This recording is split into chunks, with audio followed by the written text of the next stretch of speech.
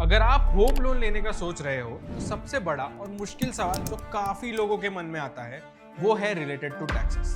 हम home loan में कितना टैक्स बचा सकते हैं? प्रॉपर्टी अंडर कंस्ट्रक्शन है तो क्या टैक्स बचेगा? एचआरए और टैक्स सेविंग, क्या ये दोनों एक ही साथ क्लेम किया जा सकता है? होम लोन होने पर ओल्ड टैक्स रिजिम चुने या न्यू टैक्स रिजिम चुने? ऐसे कई सवाल हमारे मन में आते हैं। तो इस वीडियो में हमारे होम लोन एक्सपर्ट आपके हर एक सवाल का पूरी क्लैरिटी के साथ जवाब देंगे, जो ऑलरेडी पिछले 11 साल से ये कर रहे हैं और अभी तक कुल 3500 करोड़ रुपए के अमाउंट के टोटल 4000 से भी ज्यादा होम लोन सैंक्शन करवा चुके हैं। So share this video with all your friends and family जो होम लोन लेना चाह रहे हैं, क्योंकि this video will definitely save your money. तो एंटायर टैक्स का फ्रेमवर्क है, उसमें how does that home loan का tax fit in and first time buyers को क्या क्या बेनिफिट्स मिलते हैं अदर देन रेगुलर दूसरा तीसरा घर? 2 लाख जो भी इंटरेस्ट आप पे कर रहे हो, मान के चलो आप और आपकी वाइफ दोनों मिलके एक प्रॉपर्टी ली है, जो भी इंटरेस्ट पे कर रहे हो लोन पे, ठीक है, अप टू 2 lakhs पर head can be claimed as a exemption from your income tax. तो बेसिकली स्टैंडर्ड डिडक्शन हो जाता है। तो मान के चलो आपकी प्रॉपर्टी में 70 लाख की थी, आपने उसमें 55 लाख का लोन लिया, उस पर इंटरेस्ट लगभग आप साल का 4.5 लाख के आसपास दोगे, तो 4 लाख का इंटरेस्ट तो पूरा ही आपको इंटरेस्ट इनकम टैक्स बेनिफिट मिल जा रहा है। तो आप कितना टैक्स बचा रहे हो? अगर आप दोनों जन पे 2-2 लाख मतलब 4 लाख रुपए पे 20% के हिसाब से भी लो तो 80,000 रुपये का टैक्स बचा रहे हो, राइट। और मान के चलो आपका सेक्शन 80C के अंडर जो 1.5 लाख का इन्वेस्टमेंट होता है वो आप नहीं किए हो, लेकिन लोन का प्रिंसिपल उतना पे बैक कर दिए हो, तो वो भी आपको एज अ वैल्यू एडिशन मिल जाता है, right. So and that is also one reason why husband wife together should buy a property, because दोनों को ये बेनिफिट मिल रहा है, right? Both of them get benefit of 2 lakhs and 1.5 lakhs. So that is why that is one advantage of income tax. Second, a very good scheme which is there currently, if your annual income is up to 9 lakhs and the property value is up to about 120 square meter, the property size is about 120 square meter and the property cost is about 35 lakhs, loan amount say about 25 lakhs, ठीक है, you get a interest subsidy on that. So almost आप मान के चलो 4% का आपको subsidy मिलता है उस पर from the government of India, प्रधानमंत्री आवास योजना जो है उसके तहत। So you save about 1,80,000 of interest almost per year, approximate figures मैं आपको बता रहा हूँ। सो it is very good for people in smaller towns, Tier 3 Tier 4 cities में, क्योंकि वहाँ पे जो घर के प्राइस होते हैं जो अफोर्डेबल हाउसिंग होम्स होते हैं वो 30-35 लैक्स के ही आते हैं, 1200 स्क्वायर फीट के अंदर ही रहते हैं, और उसमें लोन टिपिकली वही 25-30 लाख का इंसान लेता है, और जो इनकम ग्रुप भी होता है वो भी 9 लाख के आसपास का होता है। So it is a very beneficial scheme for people who are in Tier 3 Tier 4 cities. But या 9 लैक्स का उसमें अपर लिमिट है। If your income is more than 9 lakhs और if it's a second home then you don't get that benefit. So to promote housing amongst people with less than 9 lakhs income and first time borrowers, this scheme has been there. So if we talk about the income tax benefits around or the government benefits around housing, one is obviously the 2 lakhs under section 24E, which is on your interest paid on the home loan. Under section 80C, the 1.5 lakhs, which is for the principal paid on home loan. And your if you are your first time buyer with less than 9 lakhs income, you get this subsidy under the PM Awas Yojana. So these are the 3 benefits which are around the taxation from the government to anybody who's buying a home. जो property अभी बन गई है और जो property अभी under construction है, उन दोनों के बीच में क्या डिफरेंस होता है? दोनों के बीच के टैक्स बेनिफिट्स में क्या डिफरेंस होता है? Okay. When the property is under construction and you have a home loan on it, whatever interest you pay on that particular home loan, you cannot claim any deduction on that. So ये 2 लाख का जो benefit है, it is applicable only for ready properties, right? तो लोग बोलेंगे कि यार फिर तो क्या ही स्कीम हुआ, क्या ही फ़ायदा हुआ। तो क्या होता है, जो भी अंडर कंस्ट्रक्शन पीरियड में आप इंटरेस्ट पे किए हो, ठीक है, that can be split into 5 installments and be claimed over the next 5 years after the property is ready, लेकिन विद इन दैट 2 lakhs। तो मान के चलो आप जब प्रॉपर्टी रेडी हो गया, आप जो इंटरेस्ट पे कर रहे हो वो 2 लाख से ज़्यादा है, तो फिर ऑलरेडी वो कंज्यूम हो गया पूरा। लेकिन मान के चलो 1,80,000 है, तो पहले का जो इंटरेस्ट पे किया वो 20,000 ऐड होकर 2 लाख रुपया हो सकता है। तो अंडर कंस्ट्रक्शन प्रॉपर्टी में जो भी इंटरेस्ट पे किया गया है उसका रियल मायने में बहुत ज़्यादा फ़ायदा नहीं होता है until unless you can actually claim it later on when the property is ready. If you are a salaried employed, you can claim HRA, and जो लोन मिल रहा है वो भी you are claiming. Correct. So is it possible to do both? Yes, yes, as long as it is justified. कि see क्या होता है, there are various sections under which you claim the interest and a section under which you claim the HRA.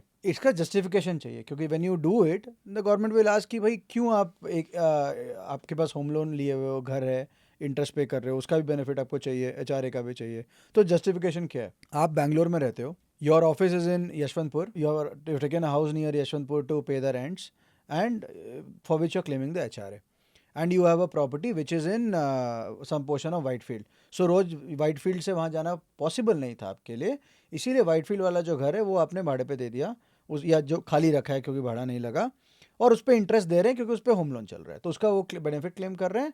और क्योंकि आप actually एक घर पे रह रहे हैं और उसका रेंट दे रहे हैं हर महीना, because it is far from your office, उसका HRA आप क्लेम कर रहे हैं, as long as it is justified.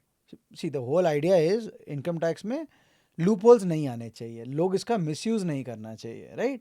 That is why they track all this कि आप उसी घर प्रैक्टिकली आप जो बात कर रहे हो सही है कि नहीं, कि HRA भी चाहिए और होम लोन बेनिफिट भी चाहिए.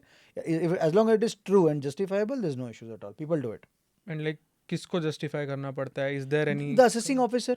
So basically क्या होता है, when you file your returns, right, everything is digital, right, so there is a chance you will get a notice from the department that we have observed that you are claiming HRA as well as home loan, please justify. वो आप जब justify करोगे, notification will go to the assessing officer, he will see कि हाँ इसका justification correct है. नहीं लगेगा करेक्ट तो ही will again reach out to you कि I don't see juice in your justification, please clarify it once again with evidence. You can always provide evidence कि देखो ये मेरा ऑफिस है, ये मेरा घर है, यहाँ पे मेरा जो घर मैंने खरीदा है वो इस जगह में है. इंडिया में जब आप कोई प्रॉपर्टी या घर बेचते हो तो उस पे दो तरह के टैक्स लगते हैं, शॉर्ट टर्म कैपिटल गेन और लॉन्ग टर्म कैपिटल गेन. अगर आप प्रॉपर्टी को 3 साल के अंदर बेच देते हो तो ये शॉर्ट टर्म कैपिटल गेन माना जाता है और ये आपके इनकम स्लैब के हिसाब से टैक्स किया जाता है. लॉन्ग टर्म कैपिटल गेन, अगर आप अपने प्रॉपर्टी को 3 साल से ज्यादा तक रखकर बेचते हो तो ये लॉन्ग टर्म कैपिटल गेन होगा, जिसमें आपको 20% टैक्स इंडेक्सेशन के साथ या 12.5% टैक्स इंडेक्सेशन के बिना देना पड़ता है.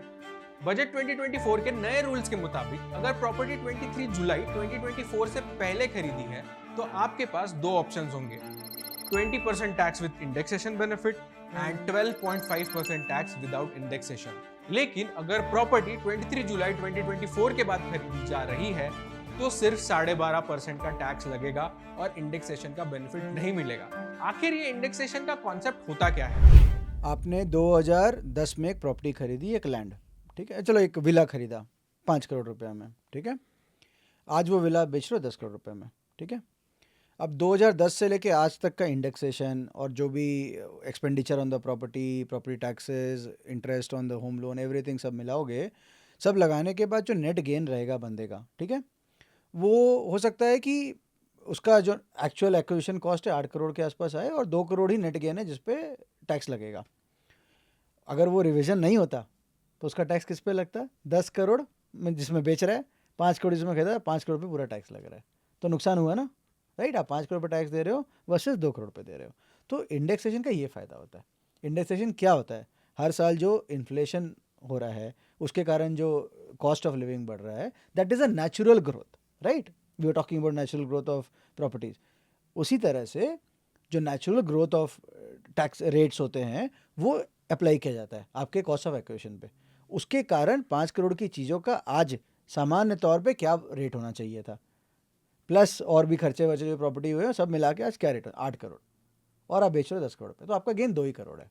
अगर ये रेटिफिकेशन नहीं होता तो आप 5 करोड़ पे टैक्स दे रहे होते, इसीलिए ये अप्लाई होता है.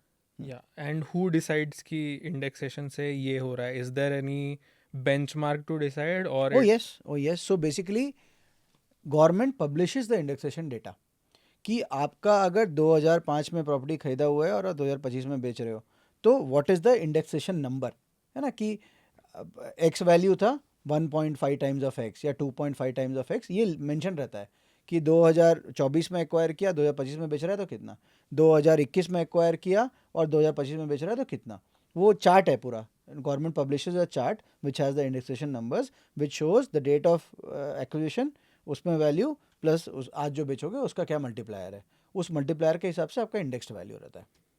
Okay. Okay, great. And like where can government website pe we It is can... available everywhere. If you go on the Google and type indexation data Government of India, you will get the exact numbers ki किस साल का क्या indexation numbers था. Why did government offer so many tax benefits on particularly home loan? Was there any reason कि ये शुरू हुआ था? Okay. Now, see, do you believe in this fact that real estate contributes a lot to the GDP of the country, right? Yes. So, if people will be encouraged to buy homes, right, they will definitely, go to a real estate developer, buy home, and then it will contribute to the economy. More people buying means more contribution to the economy, right? Real estate has to develop for the economy to do good, right? So, if you don't give benefits to people of buying, right, then why would somebody do it? कि चलो ठीक है rent में रह रहे हैं या फिर जब तक ज़रूरी नहीं है आपको पुश क्रिएट करना है ना हर चीज़ के अराउंड कि ये करोगे तो ये मिलेगा. You have to show some carrot, right? So the incentive on buying a house and taking a loan for that, because ऐसे तो आप खरीद नहीं सकते हो. आप 1 करोड़ का घर खरीदने के लिए आपके पास 1 करोड़ रहेगा नहीं ना, तो आप लोन लेके खरीदोगे. अब लगेगा यार लोन लेके क्यों खरीदें, क्योंकि हमारा जो इंडियन मेंटालिटी है लोन नहीं लेना है. तो लोगों को ये दिखाना था कि लोन लोगे तो उस पर जो इंटरेस्ट पे करोगे उस पर टैक्स बचाओगे. That was the carrot, right? So इसीलिए इस पर ये सब बेनिफिट्स दिया जाता है, क्योंकि अगर आप नहीं दोगे तो हाउसिंग डेवलपमेंट नहीं होगा. हाउसिंग डेवलपमेंट अगर होगा तभी जाके people will go buy homes, live in those homes, everybody will have a home of their own. ये सब एक गवर्नमेंट का part of how they grow the economy, how they do things for the economy, right? Residential development, real estate development is a very, very integral part to the economy. If they don't give sufficient incentives both to the home buyers and also to the developers, नहीं करेंगे तो ये सब आगे नहीं बढ़ेगा. इसीलिए जो इंटरेस्ट पे करते हो उस पर आपको 2 लाख का बेनिफिट मिलता है under section 24E. You get pure deduction on your total income. 1.5 lakhs on under section 80C, for whatever principal you have paid back to the loan. So इससे क्या हो रहा है कि लोग सोच रहे हैं इवन नाउ, मतलब in I see it every time somebody is taking a home loan, they'll ask me what is the interest benefit on this in terms of income tax, right? People are keen to know. 2 lakh का interest में अगर कोई 30% का slab में तो 60,000 रुपया बच रहा है, 10% का स्लैब में तो 20,000 रुपया साल का बच रहा है. अगर आप लोगों को चीज़ों के अराउंड इंसेंटिव्स नहीं दिखाओगे तो उस पर कदम नहीं रखेंगे, right? So that is why for the promotion of real estate sector at large and housing development, government roles out such schemes. Old tax regime में आपको कई तरीके के डिडक्शंस मिलते हैं, जबकि न्यू टैक्स रेजिम में सिर्फ स्टैंडर्ड डिडक्शन अवेलेबल है.